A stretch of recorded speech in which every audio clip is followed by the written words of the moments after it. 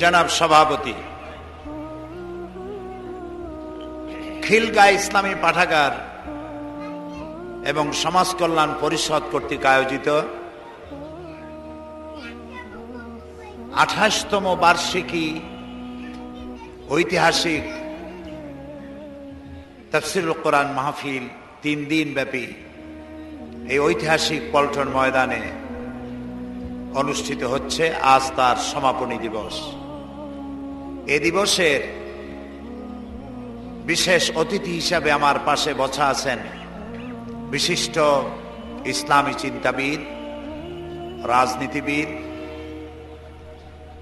সাংবাদিক, ইসলামী বুদ্ধিজীবী, জামাত ইসলামী বাংলাদেশের সম্মানিত সহকারী সেক্রেটারি জেনারেল জনাব আলহাজ কামারুজ্জামান সাহেব, হাজারাত ওলামায়ে কেরাম, উপস্থিত প্রিয়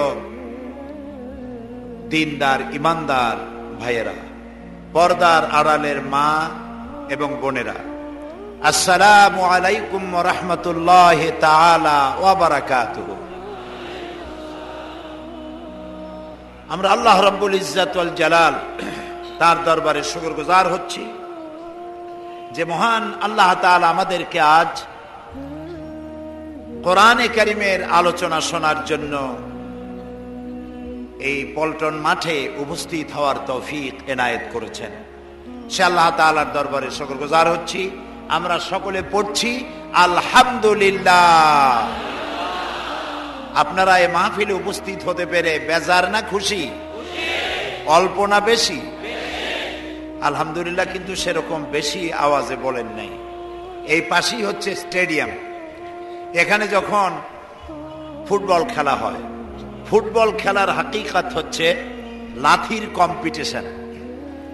একটি প্রচন্ড পদাঘাতে যখন বলটি গোলের মধ্যে প্রবেশ করে তখন উপস্থিত দর্শকবৃন্দ এমন জোরে গোল বলে যা অনেক দূর থেকে পরিশ্রুত হয়। এতে তাদের আমলনামে অনেক নেকি লেখা হয় নাকি? কিন্তু আলহামদুলিল্লাহ যদি প্রাণ খুলে মহব্বতের সাথে কেউ বলে, রাসূলুল্লাহ বলেছেন তামলাউল মিজান, কিয়ামতের দিন মিজানকে পূর্ণ করে সওয়াব দেওয়া হবে। মহব্বতের সাথে বলেন আলহামদুলিল্লাহ। রব্বানা লাকাল হামদ হামদান কাসীরান তাইয়্যিবান মুবারাকান ফীহি ইয়া রাব্বি লাকাল হামদু কামা ইয়ানবাগি লিজালালি ওয়াজহিকা ওয়া আযীমি সুলতানিকা।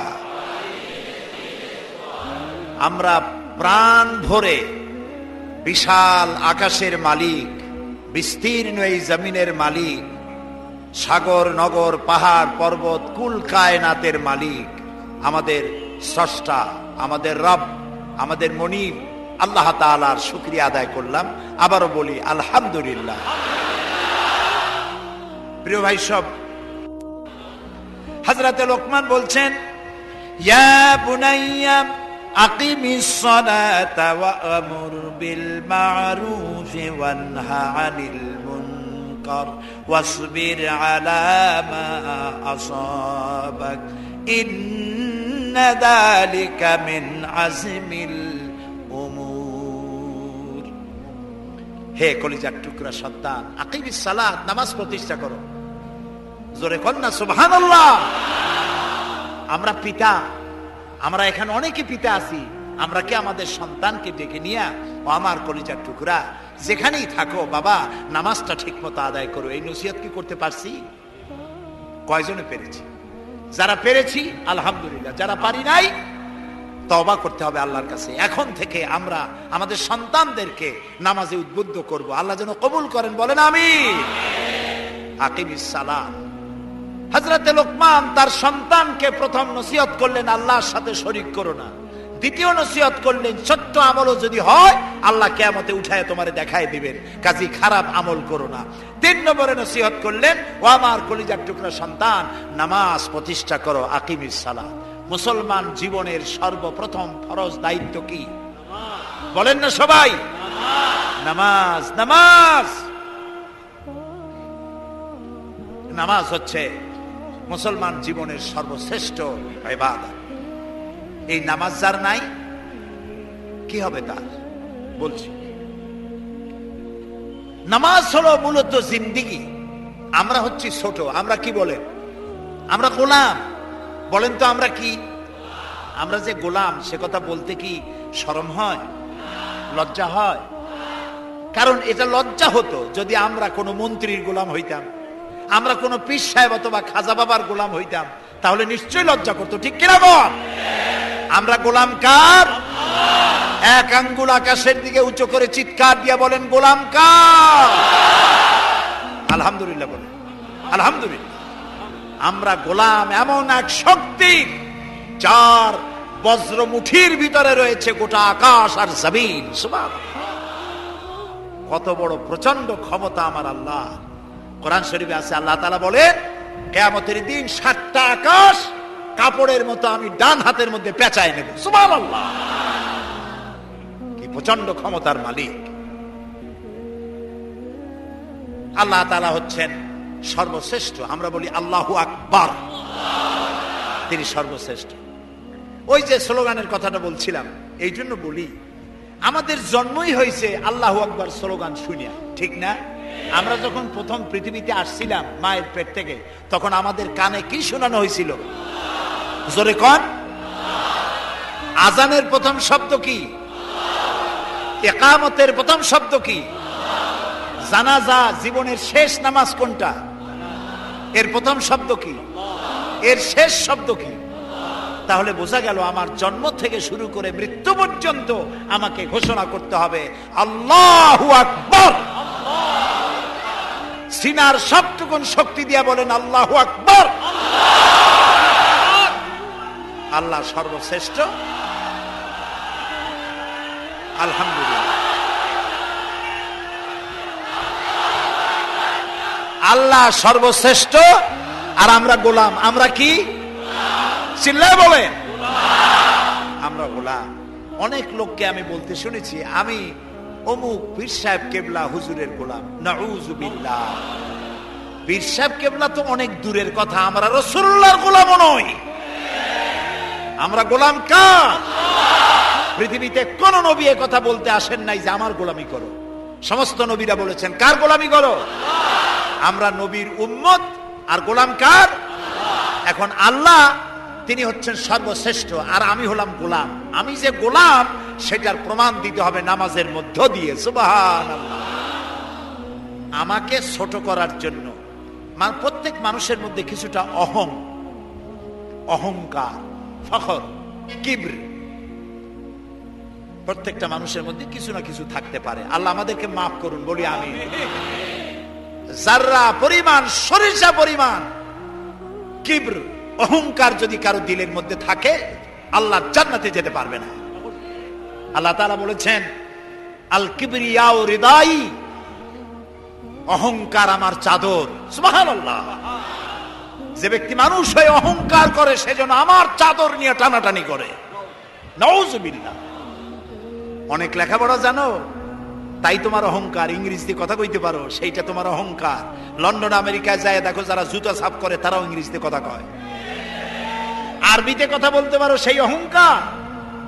আরব বিশ্বে যায় দেখো, যারা রাস্তা ঝাড়ু দেয় তারাও আরবিতে কথা কইতে পারে।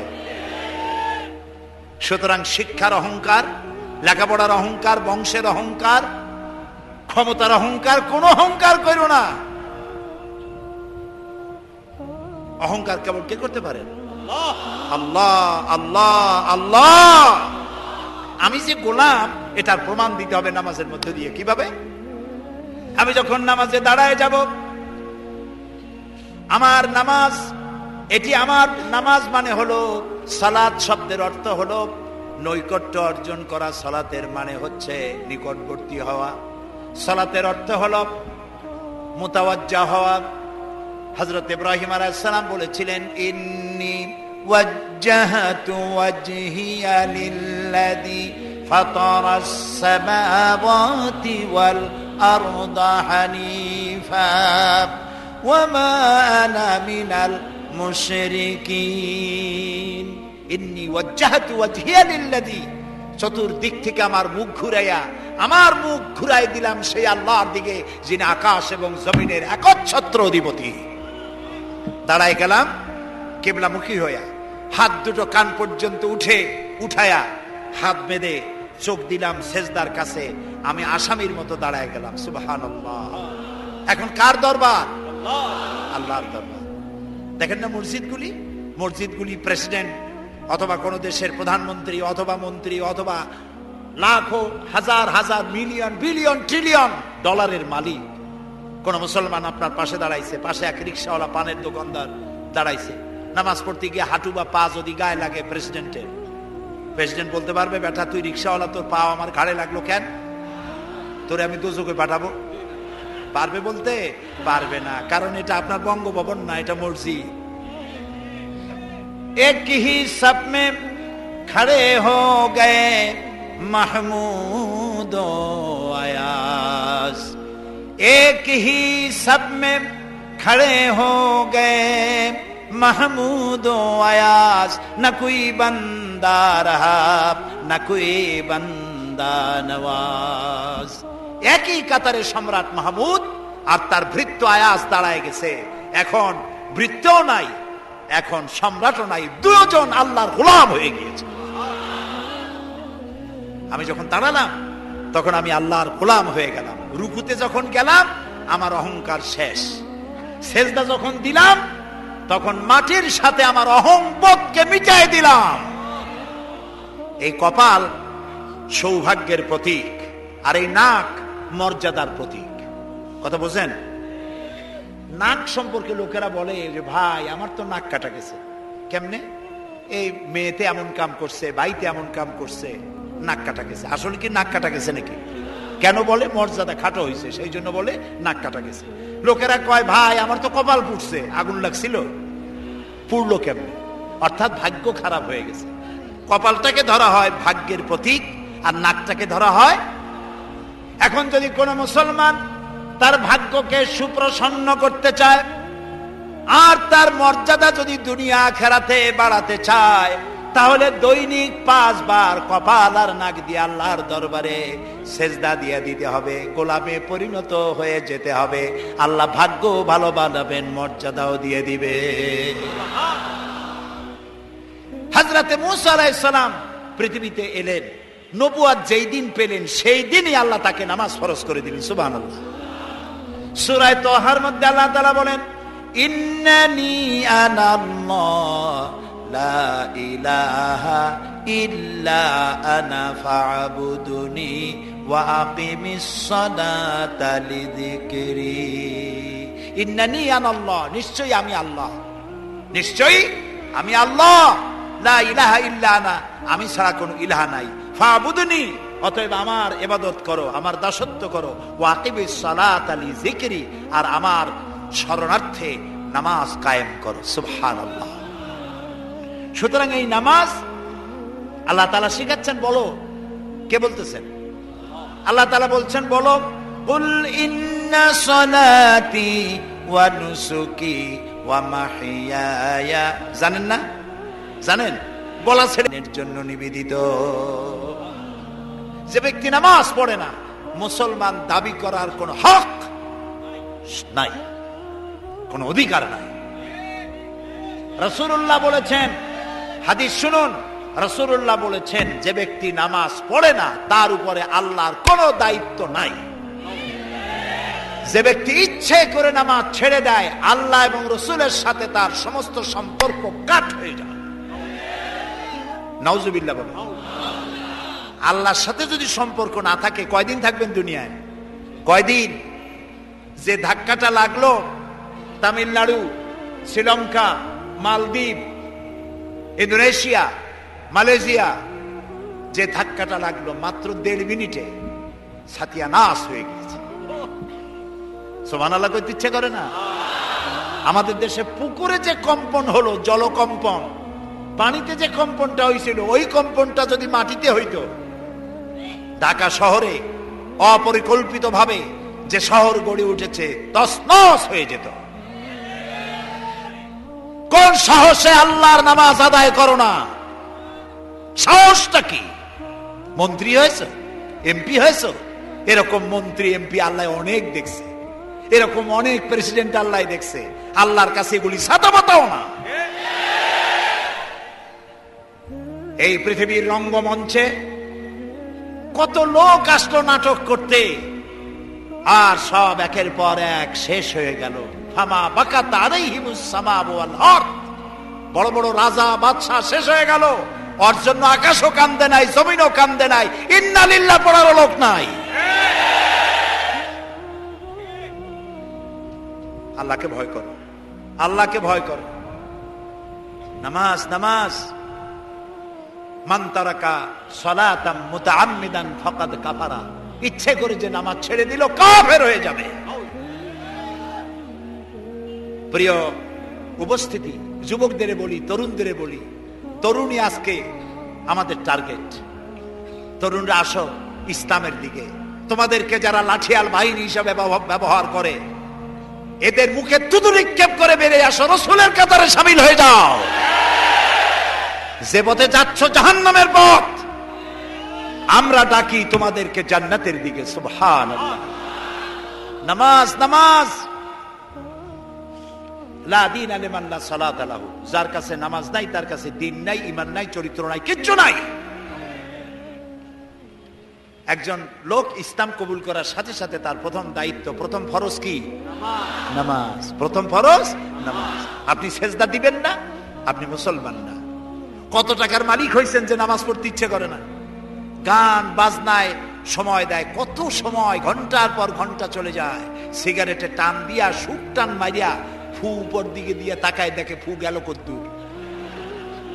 জেনা, ব্যভিচার, মদ, জুয়া, আনন্দ মেলা, এই কত কিছুর মধ্যে ডুবে আছে।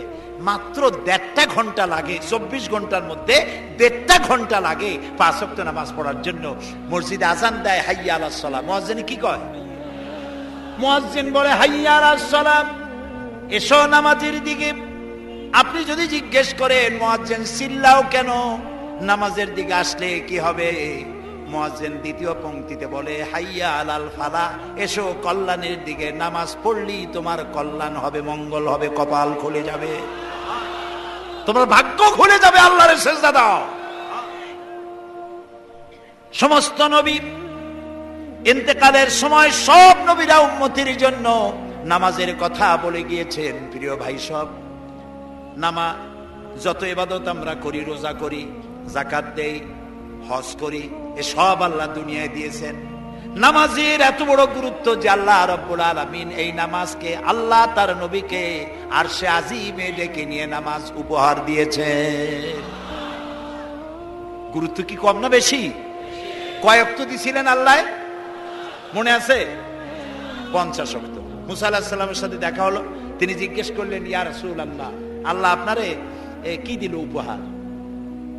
তিনি বললেন, আমারে আল্লাহ 50 ওয়াক্ত নামাজ দিছে। রাসূলুল্লাহ হযরত মুসা আলাইহিস সালাম বললেন, আপনার উম্মতে 50 ওয়াক্ত নামাজ পড়তে পারবে না, খুব কষ্ট হবে, আপনি আল্লাহরে কোন যেন কমায় দেয়। তিনি গেলেন, আল্লাহ তাআলা 10 ওয়াক্ত কমায় দিলেন। আবার আসলেন, আবার মুসা আলাইহিস সালাম একই কথা বললেন, আবার গেলেন, কমাইতে কমাইতে 5। মুসা আলাইহিস সালাম বললেন, এই 5 ওয়াক্ত হয়তো পারবেন, আপনি আরো কমান। রাসূলুল্লাহ বললেন মুসা আলাইহিস সালামকে যে আমার পক্ষে আর সম্ভব না, আল্লাহ আমারে দিতে চায় আর আপনি খালি কোন কমান। আমার এখন শরম করে আল্লাহর কাছে, আমি কেমনে কই যে আরো কমান। রাসূলুল্লাহর এই মনোভাব আল্লাহ বুঝতে পারলেন। আল্লাহ রাব্বুল আলামিন বলেন, আমার নবী, আমি তো 50 ওয়াক্তই দিয়েছিলাম, আপনার কনসেশনের দাবিতে আমি কমাতে কমাতে 5 ওয়াক্তই দিয়ে দিলাম, কিন্তু আমি তো বলেছি 50 ওয়াক্তের কথা। আমার যে মুমিন বান্দা 5 ওয়াক্ত নামাজ সঠিকভাবে আদায় করবে, আমি রব্বুল আলামিন 50 ওয়াক্তের সওয়াব দিয়ে দেব। তো যে ব্যক্তি 5 ওয়াক্ত নামাজ পড়লো, সে গেইন করলো কত ওয়াক্ত? জোরে বলেন। 5 ওয়াক্ত যে আদায় করলো, 50 ওয়াক্ত গেইন করলো। আর যে 5 ওয়াক্ত আদায় করলো না, 50 ওয়াক্ত লস করলো। এবার বলেন ভাইরা, শয়তান আল্লাহর হুকুম নষ্ট করছিল কয়টা? বলেন। মাত্র একটি হুকুম লঙ্ঘন করেছিল শয়তান, নাম ছিল ইবলিস। হয়ে গেল কি? শয়তান। কন্যা কি হইল? জম্মের মতো শয়তান হয়ে গেল একটা হুকুম লঙ্ঘন করে। এবার বলেন তো, 5 ওয়াক্ত নামাজের মধ্যে আল্লাহর হুকুম কয়টা? কি কয়? 5টা। 5 ওয়াক্ত নামাজে আল্লাহর হুকুম 17টা। বলেন না কয়টা? শয়তানের সারা জীবন একটা হুকুম লঙ্ঘন করেছে। আর যে মুসলমান নামধারী দৈনিক 5 ওয়াক্ত নামাজ নষ্ট করে, সে আল্লাহর 17টা হুকুম লঙ্ঘন করে প্রতিদিন। শয়তান তাকে দূরের থেকে সেলুট মারে, বাবা তুমি আমার বাপ না, তুমি আমার দাদা। কারণ একটা হুকুম লঙ্ঘন করে আমি হইছি শয়তান, আর তুমি দৈনিক 17টা হুকুম ভাঙবো আল্লাহ, তোমার উপরে তো গজব হবে। শয়তান এই জন্য ওই ট্রাকের পিছনে লেখা আছে না, বিপদ মুক্ত দূরত্ব বজায় রেখে চলুন। শয়তান ও বেনামাজি থেকে বিপদ মুক্ত দূরত্ব বজায় রেখে চলে। কোন ফাঁকে ওর উপরে গজব হয় সে ভয়তে শয়তান তার থেকে দূরে থাকে। শয়তানের চাইতেও নিকৃষ্ট যে মুসলমান নামাজ পড়ে না। মুসলমান ভাইরা, হযরত লোকমান তার সন্তানকে ছোট্ট অবস্থায় বলতেছেন, বাবা ও আমার কলিজার টুকরা, নামাজ ছেড়ে দিও না। সুবহানাল্লাহ কর। আজকে বাড়ি যাইয়া বউরে, ছেলের মেয়েরে নামাজের কথা বলবেন? বলবেন নামাজের কথা? আল্লাহর নবী ইন্তেকাল করবেন, তার 5 দিন আগে প্রচন্ড জ্বর হলো রাসূলুল্লাহ। এই প্রচন্ড জ্বরে তিনি কখনো হুশে আসেন, কখনো বেহুশ হয়ে যান। যেদিন ইন্তেকাল করবেন সেদিন তিনি মসজিদে নববীতে প্রবেশ করলেন। মেম্বরের উপরে দাঁড়িয়ে বললেন, আল্লাহ রাব্বুল আলামিন এই পৃথিবীতে তার এক বান্দাকে জাগতিক সব সম্পদ দিতে চেয়েছিলেন, কিন্তু তিনি সমস্ত সম্পদকে উপেক্ষা করে আল্লাহর সঙ্গে দিদার করা পছন্দ করেছেন। কেউ কিছু বুঝলো না। হযরত আবু বকর কাঁদতে থাকলেন। লোকেরা মনে করলো তিনি এত কাঁদেন কেন, রাসূল কার না কার কথা বলেছেন। কিন্তু কেন বৃদ্ধ বয়োবৃদ্ধ হযরত আবু বকর বুঝতে পেরেছেন, তামাম পৃথিবীর সব সম্পদ আল্লাহ তো তার রাসূলকেই দিতে চেয়েছিলেন। নবীজি সবগুলিকে উপেক্ষা করে আল্লাহর সঙ্গে দিদার করা পছন্দ করেছেন। তার মানে হলো অল্প সময়ের ভিতরে, অল্প দিনের ভিতরে তিনি আমাদেরকে এতিম করে শোক সাগরে ভাসিয়ে চলে যাবেন। যেদিন ইন্তেকাল করবেন ওই রাতে ইশার নামাজের সময় অনেকক্ষণ অপেক্ষা করলো সাহাবায়ে কেরাম। রাসূলুল্লাহ যেতে পারেন নাই, তিনি বেহুশ ছিলেন। কিছুক্ষণ পরে রাসূলের যখন হুশ এলো, তিনি প্রশ্ন করলেন, আয়েশা মসজিদে নববীতে এখন কি হচ্ছে? তিনি বললেন, লোকেরা আপনার অপেক্ষা করে আপনাকে না পাইয়া আমার বাবার ইমামতিতে সাহাবীরা নামাজ পড়তেছেন, কিন্তু সাহাবীরা সবাই কাঁদতেছি। তাদের সবার ধারণা রাসূলুল্লাহ যায় নামাজে কেউতে পর্যন্ত দাঁড়াতে পারে নাই।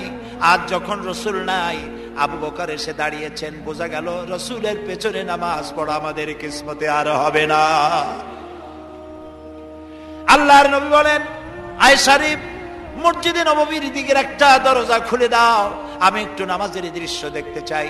দরজা খুলে দেওয়া হলো। রাসূলুল্লাহ হযরত আয়েশার কাঁধের উপরে ভর করে মসজিদের নববীর নামাজের দৃশ্য দেখে আবার শুয়ে পড়লেন। হযরত আয়েশা লক্ষ্য করে দেখেন নবীজির চোখের কোনা বেয়ে পানি টপ টপ করে পড়ছে। হযরত আয়েশা প্রশ্ন করলেন, ইয়া রাসূলুল্লাহ নামাজের দৃশ্য দেখে কাঁদেন কেন?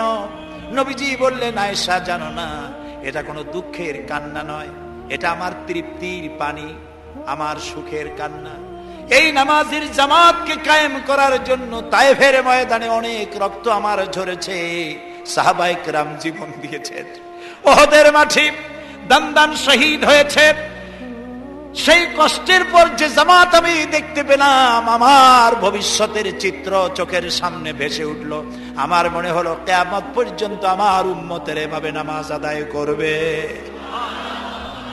রাসূলুল্লাহ আবার বেহুশ হয়ে বললেন, আজ আর সাহাবীরা কেউ মসজিদ থেকে চলে যান না, সবাই মসজিদ নববীতেই অপেক্ষা করছেন কখন দুঃসংবাদ আসে, সবাই কাঁদতেছেন।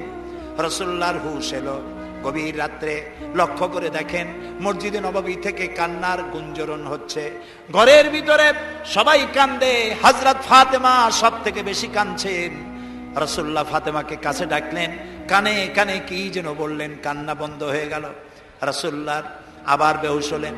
হযরত আয়েশা ফাতেমাকে কাছে ডেকে নিয়ে বললেন, ফাতেমা গো, তোমার আব্বু তোমারে কি বললেন যার জন্য কান্না বন্ধ হয়ে গেল? হযরত ফাতেমা বলে, আম্মা, আমার আব্বা আমার কানে কানে বললেন, ফাতেমা গো, আমার সব সহ্য হয়, তোমার চোখের পানি আমি সহ্য করতে পারছি না, তুমি কেঁদো না।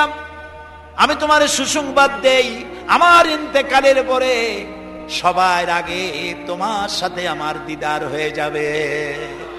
হযরত ফাতেমা বলেন, আম্মাজি, আমি এই কথার দ্বারা বুঝতে পেরেছি আব্বার ইন্তেকালের পর আত্মীয় স্বজনের ভেতরে সকলের আগে আমার মউত হবে, আর আমার সম্মানিত পিতার সঙ্গে আমার দিদার নসিব হয়ে যাবে।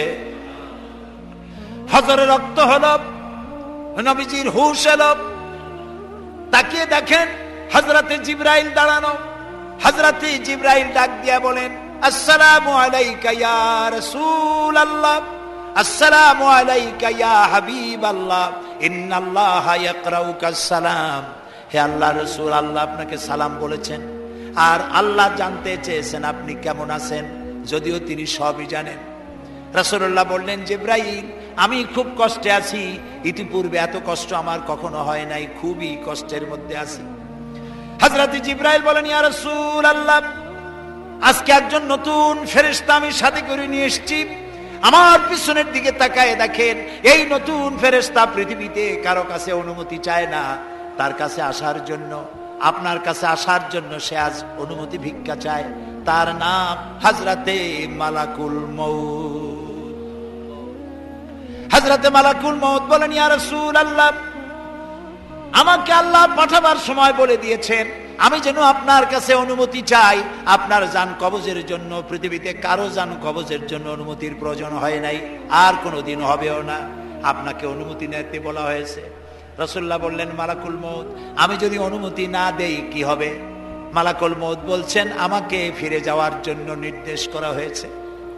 হযরতে জিবরাইল বলেন, ইয়া রাসূলুল্লাহি, অথচ আল্লাহ রাব্বুল আলামিন আপনার দিদারের ইন্তজার করতেছে। রাসূলুল্লাহ বললেন, মালাকুল মউত, তুমি তোমার ডিউটি পালন করো, জান কবজ শুরু করে দিতে পারো। হযরতে মালাকুল মউত রাসূলের কাছে এসে জান কবজ শুরু করে দিল। আল্লাহর নবী আজ বিদায় হয়ে যাবেন। বিদায়ের শেষ মুহূর্তে মুখে উচ্চারণ করলেন, আসসালাত আসসালাত ওয়া মা মালাকাত আইমানুকুম, ও আমার উম্মতেরা, নামাজ নামাজ নামাজ ছেড়ে দিও না। ইন্তেকালের সময় মেয়ের কথা, নাতির কথা, জামাইয়ের কথা, কারো কথা মনে পড়ল না। ইন্তেকালের সময় শেষ কথা নবীজি উচ্চারণ করলেন, নামাজ নামাজ, আমার উম্মতেরা নামাজ ছেড়ে দিও না। আজ এই পল্টনের ময়দানের এই বিশাল জনতাকে উদ্দেশ্য করে বলি, তোমার আমার যে রাসূলের সুপারিশ ছাড়া কিয়ামতে নাজাত হবে না। কোন নবী সুপারিশ করতে পারবে না, সবাই বলবে নাফসি নাফসি। কেবলমাত্র রাসূলুল্লাহ যেদিন উম্মতের জন্য কাঁদবেন, সুপারিশ করবেন, সেই নবীর হুকুম, আল্লাহর হুকুম অমান্য করে যারা নামাজ ছেড়ে দেয়, দুনিয়াও বরবাদ হবে, কিয়ামতও বরবাদ হবে। আজ আমরা আল্লাহর কাছে ওয়াদা করব, নামাজ আর জীবনে ছেড়ে দেব না। এই ওয়াদা কি করা যাবে? করতে পারবেন? শুধুমাত্র যারা ওয়াদা করতে পারবে তারা, যারা ওয়াদা রক্ষা করতে পারবেন না তাদের হাত উঠাবার কোনো প্রয়োজন নাই। দুই হাত উঁচু করেন, বলেন ইয়া আল্লাহ। সবাই বলেন ইয়া আল্লাহ, তোমার পবিত্র নামে কসম করি, ওয়াদা করি, শপথ করি, যতদিন পর্যন্ত মালাকুল মউত আমার মাথার কাছে না আসতেছে ততদিন পর্যন্ত ফরজ নামাজ, ফরজ রোজা আর ছেড়ে দেব না, আর ছেড়ে দেব না, আর ছেড়ে দেব না। এবার বলেন ইয়া আল্লাহ, আমার মৃত্যু পর্যন্ত আমার আজকের এই ওয়াদা আমাকে পালন করার তৌফিক দাও। আমিন আমিন ইয়া রাব্বাল আলামিন। হাত নামান, আল্লাহ কবুল করুন, আমরা বলি আমিন। আল্লাহ কবুল করুন, আমরা বলি আমিন। প্রিয় ভাই সব, হযরত লোকমান তার সন্তানকে নসিহত মোট 9টা, আমি সবগুলি বলতে পারবো না, আল্লাহ হায়াতে রাখলে আবার বলা যাবে ইনশাআল্লাহ। বলি ইনশাআল্লাহ।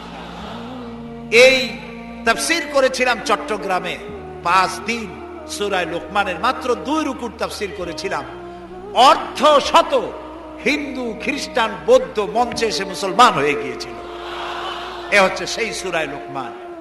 প্রিয় ভাই সব, আমি আপনাদের খেদমতে আরজ করব, হযরতে লোকমানের এই তৃতীয় নসিহতের শেষ অংশটি করেই আমরা আপনাদের সামনে যে কথা বলতে চাই তা হলো, হযরতে লোকমান বলছে নামাজকে প্রতিষ্ঠা করো আর ওয়া'মুর বিল মারুফি ওয়ানহা আনিল মুনকার, ভালো কাজের আদেশ দাও, অন্যায় কাজ থেকে মানুষকে বিরত রাখো। সুবহানাল্লাহ বলেন, সবাই বলেন সুবহানাল্লাহ। ভালো কাজের আদেশ দাও। ভালো কাজের আদেশ দেওয়া। আজকে হলো মুহররম মাস, আজকে কি? আর মাত্র একদিন পরে আশুরা হবে। হযরত ইমাম হোসাইন এবং তার সাথী সঙ্গী শাহাদায়ে কারবালার জন্য আমরা দোয়া করব। আমরা আমাদের মা বাবার জন্য দোয়া করব। এটা দোয়া কবুলের আজকের শুক্রবার ছিল। সুবহানাল্লাহ। প্রিয় ভাই সব, এত বড় বিশাল মাহফিল জীবনে আরেকটা পাবো কোন নিশ্চয়তা আছে কি? 3 নম্বর নসিহতের শেষ অংশ হচ্ছে, হে প্রিয় বৎস, ভালো কাজের আদেশ করবা আর অন্যায় কাজের বিরোধিতা করবা। ভালো কাজের আদেশ আমরা এখন ভুলে গেছি, করি না। অন্যায় কাজ থেকেও মানুষকে ফিরায় রাখি না। অন্যায় চোখের সামনে হয় তাও আমরা প্রতিবাদ করি না। এই প্রতিবাদী কণ্ঠ হতে হবে আমাদের। রাসূলুল্লাহ বলেছেন, মান রা মিনকুম মুনকারান ফালিয়ুগাইয়িরহু বিয়াদি ফাইন লাম ইয়াস্তাতি ফাবিলিসানি ফাইন লাম ইয়াস্তাতি ফাবিকলবি ওয়া যালিকা আযআফুল ঈমান। আমাদের কার কতটা ঈমান আছে তা পরিমাপ করার একটা থার্মোমিটার আছে। আপনারা জানেন জ্বর মাপে যে যন্ত্র দিয়া, সেটাকে কি বলা হয়? থার্মোমিটার।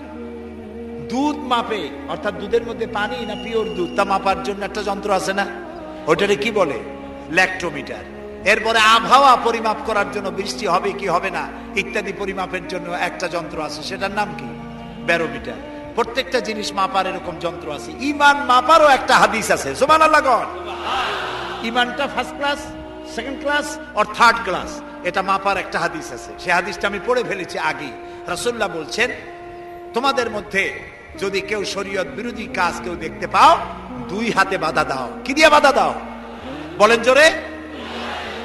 শক্তি প্রয়োগ করে বাধা দাও। ফাইন লাম ইয়াস্তাতি, যদি তুমি তা না পারো তাহলে মুখ দিয়ে বাধা দাও।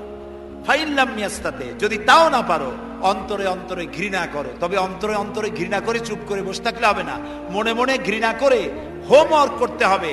মনের মধ্যে এই চিন্তা রাখতে হবে যে এই অন্যায় কাজকে নির্মূল করার জন্য কি করা যায়, সে সম্পর্কে পরিকল্পনা নিতে হবে। আর এটা হলো ওয়াদালিকা আযআফুল ঈমান, আর এটা হলো ঈমানের একদম থার্ড ক্লাস, তৃতীয় পর্যায়। এরপরে ঈমানের আর কোনো অংশ নাই। হযরত লোকমান বলছেন, ওয়াসবির আলা মা আসাবাক, এরপরে তুমি সবর ইখতিয়ার করবে। সবর, ধৈর্য। ভালো কাজের আদেশ, অন্যায় কাজের নিষেধ, এর মধ্যে সবরের কথা আসলো কেন? সবরের কথা আসলো এই জন্য যে আপনি যখনই মানুষের ভালো কথা বলবেন তখনই আপনারে মানুষে গালি দেবে, মন্দ কথা বলবে। ইসলামের দাওয়াত দিবেন, বলবে যে মৌলবাদী। ঠিক কিনা?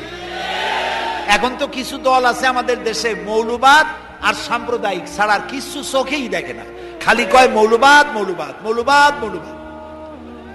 সাম্প্রদায়িক কি? সাম্প্রদায়িক হইছে? মৌলবাদ কি হইছে? ইসলাম পালন করলে, নামাজ রোজা করলে যদি মৌলবাদ হয়, তাহলে যারা গালি দেয় ওরা যদি নামাজ পড়ে তো ওরাও তো মৌলবাদী। সাম্প্রদায়িক কি হয়েছে? কেন সাম্প্রদায়িক করেন? বাংলাদেশে কি সাম্প্রদায়িকতা বলতে কিছু আছে? এই দেশেও যদি বলে সাম্প্রদায়িক সম্প্রীতি নাই, তাহলে সাম্প্রদায়িক সম্প্রীতি আছে কোন দেশে? ওই দেশের নামটা আমরা শুনতে চাই। বাংলাদেশ পৃথিবীর অন্যতম শ্রেষ্ঠ সাম্প্রদায়িক সম্প্রীতির একটি উজ্জ্বল দৃষ্টান্ত বহন করে চলছে এই বাংলাদেশ। আমরা 1947 সনে একবার স্বাধীন হয়েছি, আবার 71 সনে পূর্ণাঙ্গ স্বাধীনতা লাভ করেছি। ঠিক না ভাই? ওই একই 47-এ ভারতও স্বাধীন হয়েছে, আমরাও স্বাধীন হয়েছি। আমাদের দেশে 47 থেকে নিয়ে এই পর্যন্ত সাম্প্রদায়িক দাঙ্গা, কমিউনাল রায়ট, ধর্মীয় মারামারি, হিন্দু মুসলমানে সাম্প্রদায়িক মারামারি, খুনাখুনি হয়েছে বলেন? হয়ে থাকলে কোথায় হয়েছে বলেন? হয়েছে কোথাও? হয় না। আর যে ভারত আমাদের প্রতিবেশী, 1947 থেকে এই পর্যন্ত সাম্প্রদায়িক দাঙ্গা হয়েছে সে দেশে 20,000 বারেরও বেশি।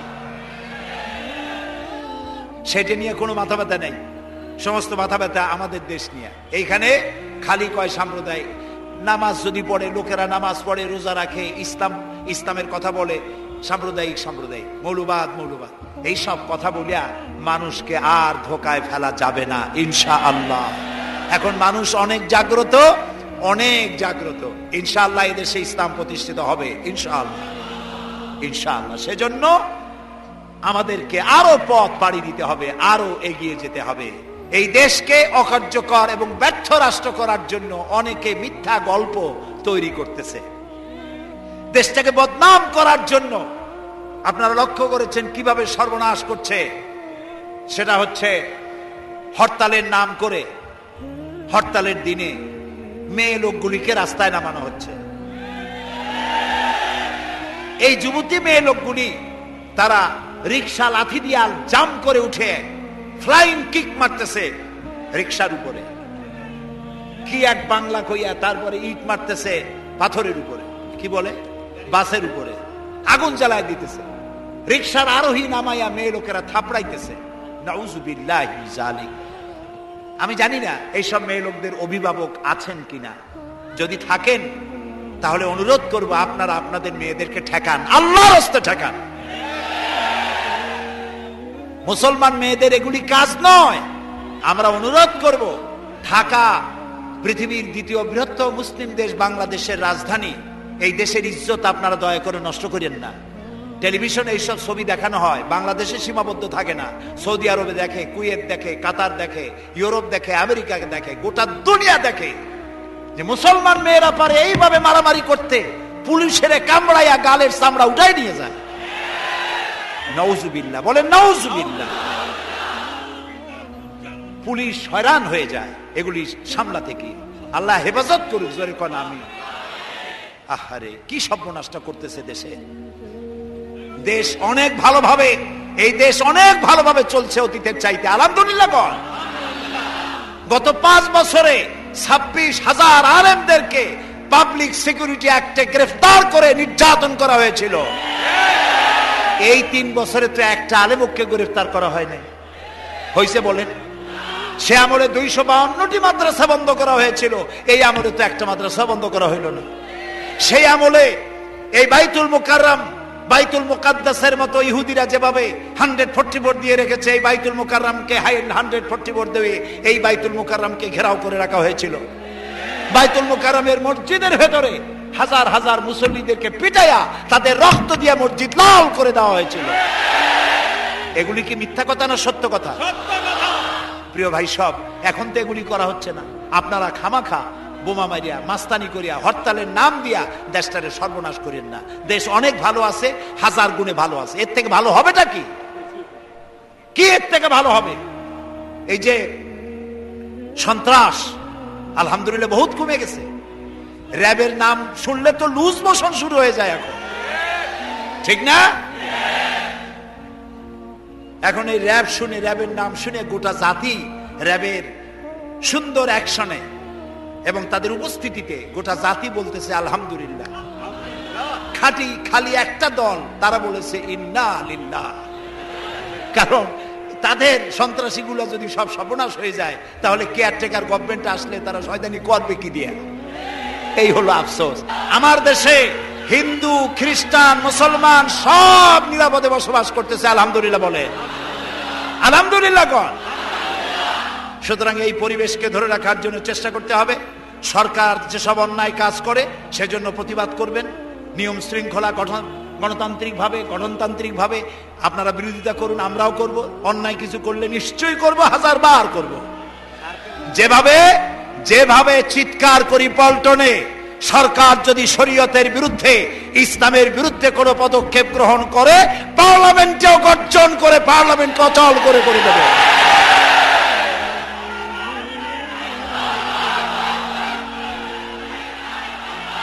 প্রিয় ভাই সব, এই বাংলাদেশ পৃথিবীর দ্বিতীয় বৃহত্তম মুসলিম দেশ। হিন্দু, মুসলমান, খ্রিস্টান, বৌদ্ধ সবাই শান্তিপূর্ণ পরিবেশে আমরা আছি এবং ভবিষ্যতে আরো ভালো হবে, আরো ভালো হবে ইনশাআল্লাহ। প্রিয় ভাই সব, মোনাজাত করব, মোনাজাতের জন্য দাঁড়ানো ভাইরা এবার বসেন। আর যে নামাজের কথা বললাম, রাসূলুল্লাহ বলেছেন সাল্লু কামা রাআইতুমুনি উসাল্লি, নামাজ পড়ো সেইভাবে যেভাবে আমাকে নামাজ পড়তে দেখেছো। তো রাসূলুল্লাহ কিভাবে নামাজ পড়তেন সে ব্যাপারে অনেক বই আছে, একটি বই আমারও আছে, চরিত্র গঠনে নামাজের অবদান, এই বইটি পাওয়া যাবে। এর মধ্যে কোরআন হাদিস দিয়ে নামাজ কিভাবে পড়লে আল্লাহ কবুল করবেন এবং নামাজ কেন পড়তে হবে বিষয়গুলি এখানে বলা আছে। এ সমস্ত বইপত্র যাওয়ার সময় নিয়ে যাবেন আর ইসলামী পাঠাগারকে সাহায্য করে যাবেন। মোনাজাতের পরে নামাজ জামাতে আদায় করে যাবেন। আল্লাহুম্মা আমিন। রব্বানা যালামনা আনফুসানা ওয়া ইন লাম তাগফির লানা ওয়া তারহামনা লানাকুনান্না মিনাল খাসিরিন। সবাই পড়েন আমার সাথে, রব্বানা যালামনা আনফুসানা ওয়া ইন লাম তাগফির লানা ওয়া তারহামনা লানাকুনান্না মিনাল খাসিরিন। আয় আল্লাহ তাআলা, লাখো জনতা নিয়ে কোরআনে কারীমের তাফসীরের মাহফিলে গুনার বোঝা মাথায় নিয়ে তোমার দরবারে হাত তুলেছি। রব্বুল আলামিন, দয়া করে মেহেরবানি করে আমাদের জিন্দেগীর সকল গুনাহ খাতাকে মাফ করে দাও। আয় আল্লাহ তাআলা, জেনেও গুনাহ করেছি, না জেনেও করেছি, বুঝেও করেছি, না বুঝেও করেছি, ছোট বড় বহু গুনাহ দিয়া জীবনকে ভরে ফেলেছি। মাবুদ গো, দয়া করে মেহেরবানি করে আমাদের জিন্দেগীর গুনাহ মাফ করে দাও। আয় আল্লাহ তাআলা, আমাদের মধ্য থেকে মা বাপ যাদের দুনিয়া থেকে বিদায় হয়ে গেছে, আল্লাহ তাআলা মা বাপের কবরগুলিকে জান্নাতের টুকরায় পরিণত করে দাও।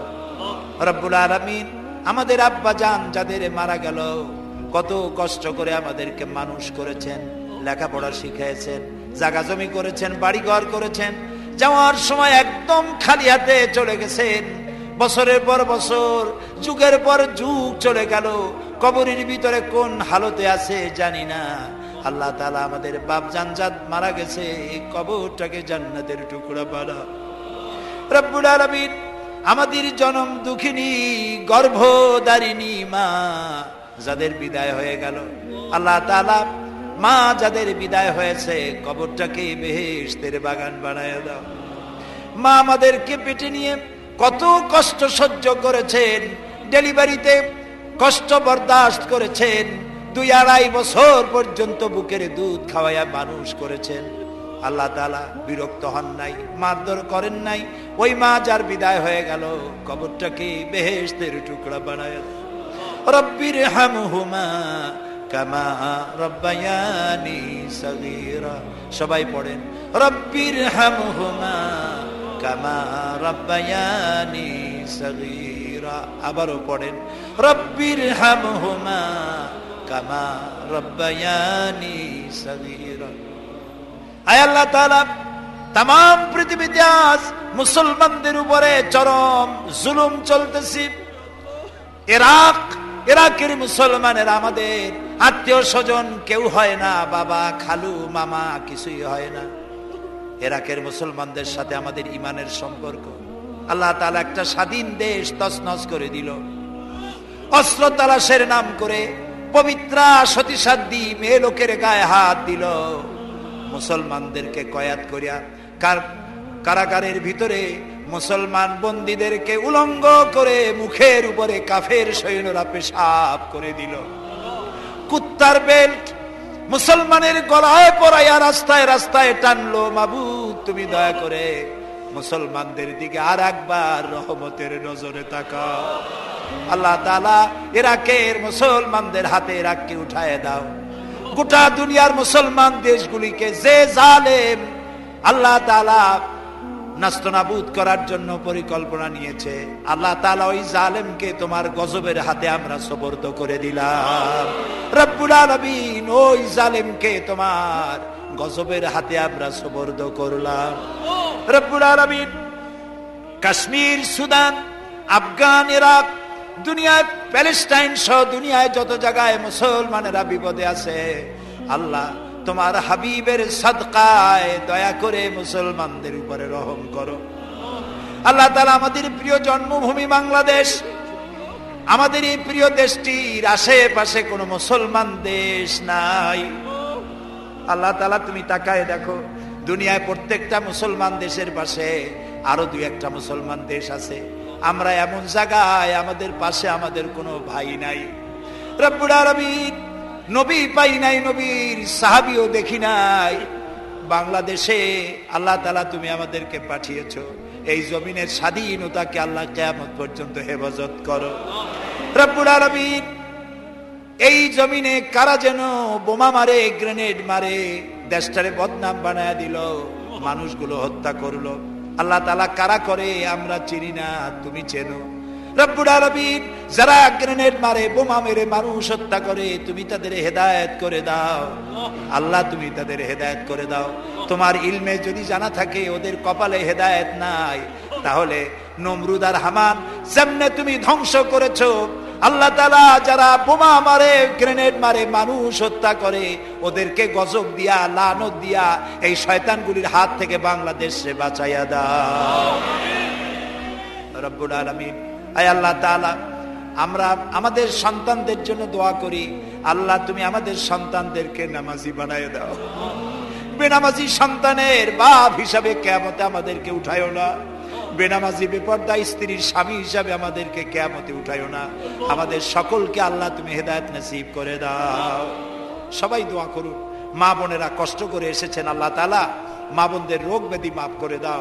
আল্লাহ তাআলা যাদের সন্তান নাই, নিঃসন্তানীকে সন্তান দিয়ে দাও। স্বামী স্ত্রীর মধ্যে যাদের মিল মহব্বত নাই, আল্লাহ মিল মহব্বত পয়দা করে দাও। মা বোনদের এমন আমল করার তৌফিক দাও যাতে করে হযরত আয়েশা খাদিজার সঙ্গে হাসর নসিব হয়ে যায়। আল্লাহ তাআলা তুমি তোমার আরশে আজিম থেকে পল্টনের মাঠে একটু তাকায় দেখো তো, কত যুবক হাত তুলেছে।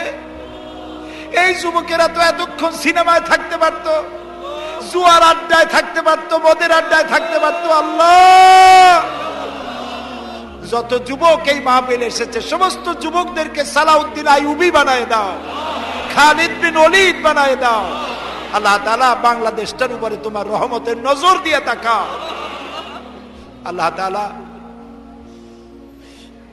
রব্বুল আলামিন রোগাক্রান্ত রোগীরা অনেকেই দোয়া চেয়েছেন, আল্লাহ তাআলা যারা হসপিটালে আছেন, যারা জীবন নিয়ে ঝুঁকতেছেন, আল্লাহ তুমি দয়া করে রোগীদেরকে শেফায়ে আজেলা, শেফায়ে কামেলা দান করে দাও। কয়েক মুহূর্ত আমি আপনাদের জন্য ছেড়ে দিলাম, মাথা নিচু করে, চক্ষু বন্ধ করে, যার যার মনের কথা আল্লাহকে খুলে খুলে বলে, দোয়া কবুল হবে ইনশাআল্লাহ, দোয়া কবুল হবে ইনশাআল্লাহ।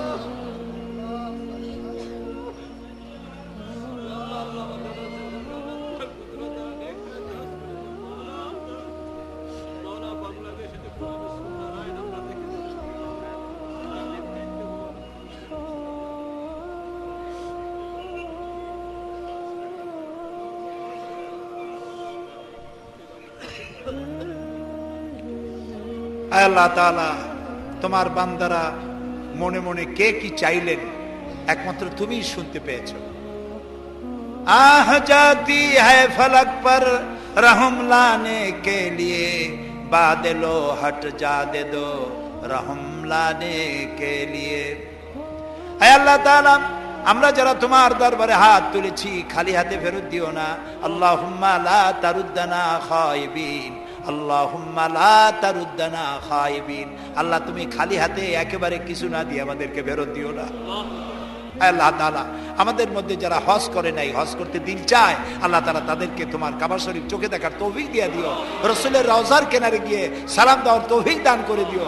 আল্লাহ তাআলা তোমার দরবারে কি দিয়ে শুকর আদায় করব, যে ধাক্কা তুমি তামিলনাড়ু, মালয়েশিয়া, ইন্দোনেশিয়া দিয়েছো, ওই ধাক্কা বাংলাদেশে লাগলে আমরা তো শেষ হয়ে যাইতাম। আল্লাহ গরিব দেশ, তুমি দয়া করে আসমানি জমিনি বালা মুসিবত থেকে বাংলাদেশটাকে হেফাজত করো। আল্লাহ তাআলা আমাদের দেশের ব্যবসায়ীদেরকে হালাল ভাবে ব্যবসা করার তৌফিক দান করে দাও। ব্যবসায় তুমি বরকত দান করে দাও। চাকরিজীবীদেরকে হেদায়েত দান করে দাও। আমার দেশে সরকার যারা দেশ পরিচালনা করছেন তাদের ঈমান দাও, ইনসাফ দাও, তোমাকে তোমার ভয় দাও, জাহান্নামের ভয় অন্তঃকরণে দিয়ে দাও, মানুষের প্রতি যেন ইনসাফ করতে পারে, ওয়াদা পূরণ করতে পারে তৌফিক দিয়ে দাও। আল্লাহ তাআলা আমাদের দেশের সেনাবাহিনী, আমার দেশের বিডিআর, আমার দেশের নৌবাহিনী, এয়ারফোর্স, আমার দেশের আনসার, আমার দেশের পুলিশ বাহিনী, আল্লাহ তাআলা যারা যেখানে আছে আইন শৃঙ্খলা রক্ষার কাজে নিয়োজিত, প্রতিরক্ষা কাজে নিয়োজিত, আল্লাহ তাআলা সকলকে দিন দাও, ঈমান দাও, চরিত্র দাও, নামাজি বানায় দাও। প্রশাসনিক দায়িত্বশীল যারা আছে সকলকে আল্লাহ তাআলা ঈমানে ভরপুর করে দাও। আল্লাহ তাআলা তুমি আমাদের দেশের খাল বিল নদী নালা ভরে মাছ দাও, আমাদের সমস্ত গাছ ভরে ফল দাও, আমাদের জমিন ভরা ফসল দাও, আর আমাদের সমস্ত মুসলমানদের কলিজা ভরা ঈমান দিয়ে দাও। আল্লাহ তাআলা আমরা এই বিশ্বাস নিয়ে হাত নামাচ্ছি যে তুমি দয়া করে আমাদের সব কথা শুনেছো এবং দয়া করে কবুল করেছো। রব্বানা তাকাব্বাল মিন্না ইন্নাকা আনতাস সামিউল আলিম ওয়া তুব আলাইনা ইন্নাকা আনতাত তাওয়াবুর রহিম। সুবহানা রাব্বিকা রাব্বিল ইজ্জাতি আম্মা ইয়াসিফুন ওয়া সালামুন আলাল মুরসালিন ওয়াল হামদুলিল্লাহি রাব্বিল আলামিন। ওয়াজআল আখিরা কালামিনা ইনদাল মাউত লা ইলাহা ইল্লাল্লাহু মুহাম্মাদুর রাসূলুল্লাহ।